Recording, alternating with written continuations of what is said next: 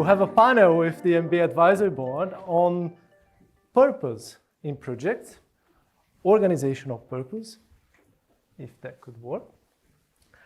And we have all the members of the MBA Advisory Board, not part of the panel here, but they are with us today. We have Phil over here, Nick, and I will be forgetting people, Sue, of course.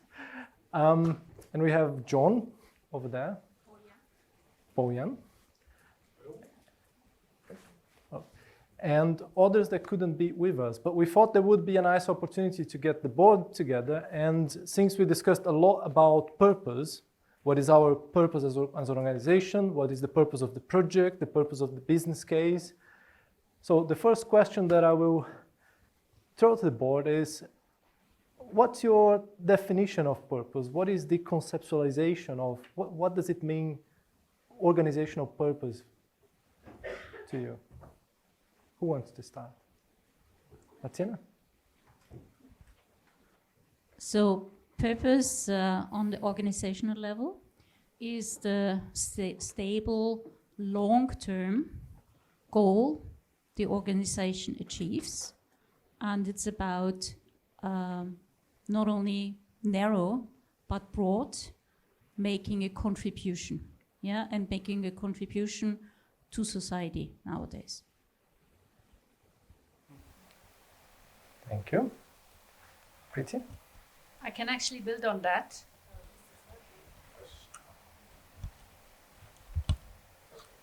Okay, it's wonderful. Well, I'm actually going to build on your very helpful intervention. So I was at the Biennale in Venice on Friday and Saturday on behalf of the World Economic Forum, where we were discussing the purpose of our future cities for future generations. And my conceptualization was around the 4 C's. What really matters when it comes to purpose is the context, culture, community resilience, and collaboration. Thank you.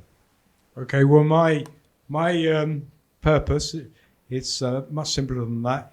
It's what are we trying to achieve? What's this all about, and what are we trying to achieve?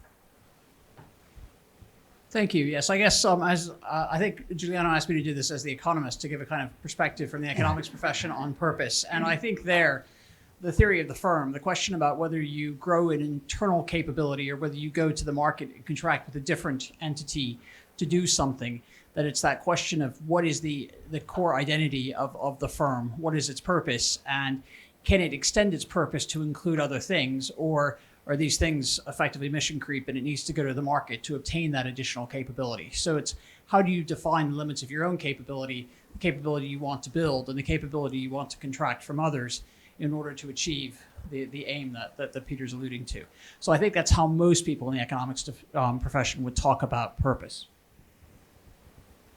I think inevitably we're going to end up with about 6 different definitions. So I could say I have nothing to add, but that would probably be a bit of a cheat. So I will say that my belief in infrastructure, the purpose of developing infrastructure, is to provide for society what it needs to survive and to thrive. Thank you. I think purpose is a common vision for everyone within the team, and it's the wider team, not just the client, but everyone within the team buys into, and they know their role within it. Yeah. There we go. It's like a bridge. So I will take a little bit of a different approach, and I think I mentioned it probably a couple times in my presentation, is that for me it's the why. And there's a pretty well-known TED Talk by Simon Sinek, where for about 15 minutes he spends time kind of at a flip chart where he draws 3 concentric circles, and he kind of talks about, that outer ring is kind of the what. And then if you and everybody talks about what's, what is that, what I'm doing, what the what is. If you kind of dig in a little bit more, folks are very comfortable talking about the next level down, which is the how. Here's how we do it. our approach is different. That's why you should hire us, because, you know, but a lot of times we don't go all the way down into the center of the circle, which is the why. And the why is so powerful. And it makes teams, you know, of all types really great if everybody kind of connects on that team with the why. Because the what and the how can actually flex some, but your why doesn't change. And in that TED Talk, he kind of compares, for instance, he does a couple of different comparisons. One of them is like Dell computer versus Apple. And he says, you know, Dell was a, you know, very successful computer builder. And so that's kind of the what and how they did it. You know, I'm sure they had a how. But if you look at kind of Apple, you know, Apple, even though maybe their first product was a Macintosh computer, that was never the main thing. It was their why. You know, it was their kind of commitment to innovative disruption, basically, that would give people an impactful difference in their lives. And because their why was so powerful, you know, Dell ended up failing. They did MP3 players and other sorts of things besides computers, after they did computers very well. But none of those other whats were very successful.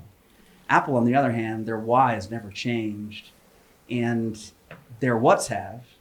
And the people who are connected to their why would buy an Apple just about anything, whether it's goggles, a music player, an iPad, a computer, a phone, you know, because they've got them on the why.